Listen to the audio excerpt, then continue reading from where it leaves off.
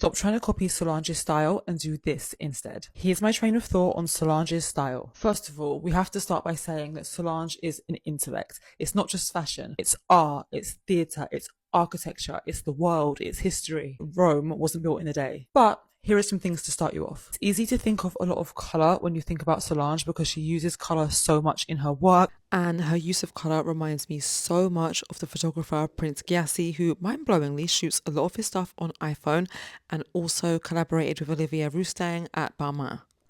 While we're on the topic of art, let's just mention Saint Laurent, Solange's creative agency, because if you need any proof of her taste level, look at the works that come through it. Solange actually wears a lot of black outfits. I would actually say the majority of her outfits are all black everything. But even when she is doing a lot of monochromatic black, her outfits are never flat. It's always leather. It's always crocodile. It's always vinyl. There's a big focus on textures when it comes to Solange. A brand like Atsuko Kudo is so creative when it comes to latex. Also, this shoot in ID magazine with Naomi Campbell and Kate Moss. Everything.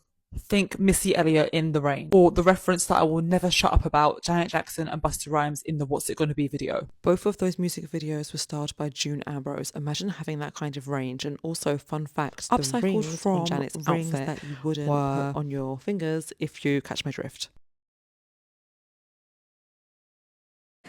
21 years ago today, this is actually the 21st anniversary, I saw Missy Elliott, finger waves, a rhinestone helmet with blood-red tinted goggles, making the silhouette of the most epic lunar eclipse black moon I'd ever seen in a latex sculpture.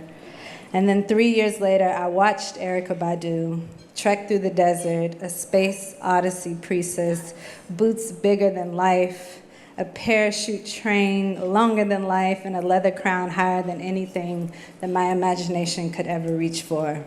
And when I discovered Grace Jones as a teenager, I could not contain myself. It was all over from there.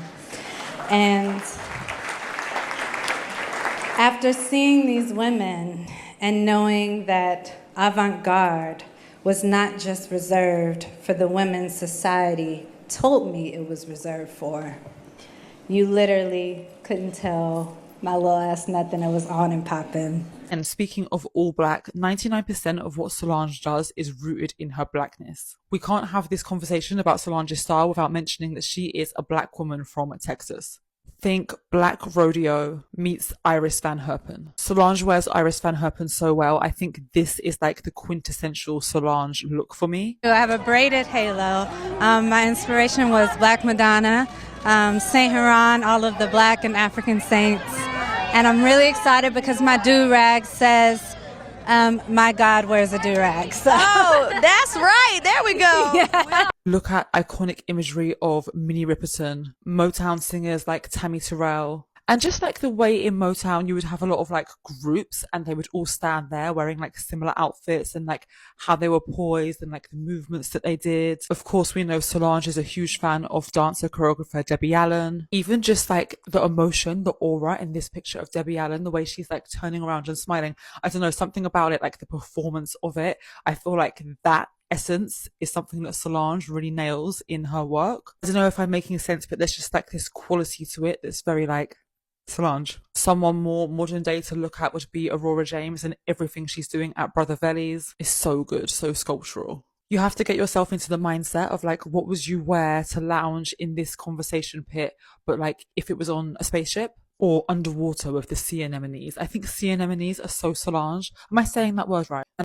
I just wanted to mention, of course, it all worked out in terms of her career, but I also think in terms of fashion, it was such a blessing in disguise for her not to be in Destiny's Child. Because if you think about it, to have a group image forced upon you at such a young age probably takes away the chance to really experiment with fashion and really get deep into your phases. And just have that time to have like the teenage reinvention, the early 20s reinvention. I think anyone that likes fashion can relate to that time being so formative. So I don't doubt that that contributed to Solange's taste and style to this day. There's a few people I want to thank very quickly. My mom and my dad and my sisters for nurturing my interests and passions and never making me surrender. Even when I went through my cowgirl phase, although I know those ugly ass boots were loud as hell, my Harajuku girl phase, my goth phase, and my really ugly fake ass hippie phase. And remember when she had that era of Soul Angel and the Hadley Street Dreams? There were big like 60s references. Again, like I was saying, even like the Motown references with how the girls all stood together in, I think it was the I Decided music video and the movement. But look at Paco Rabanne, look at Courage, more Courage. This is so Solange to me. Donyala Luna in that famous jumpsuit from Skidoo. Apartmento issue is obviously a must to look at if you want to know about Solange's style. And the Ferragamo ballerinas really gave me the vibes of her Apartmento issue. Solange would definitely wear this, like she's already a Ferragamo girl. And of course Solange really wears a lot of black designers like Loire, of course Telfar, but also look at black designers from the past such as Stephen Burrows. I would literally sell my soul for this dress. And Willie Smith. This image of him is so Solange. This Willie Smith image giving my skin my logo. Speaking of which, look at Gucci Mane. Of course, we can't just not mention all of the iconic quirky black girls like Erykah Badu, Lauryn Hill, Polystyrene, and honourable mention to our fictional queen Kim from Moesha. Learn about braid styles throughout Africa and all their different meanings, and just how that level of creativity and sculpture can be applied in different ways to different things. Something about Korean nail art really reminds me of Solange. Honestly, I could do this all day. And with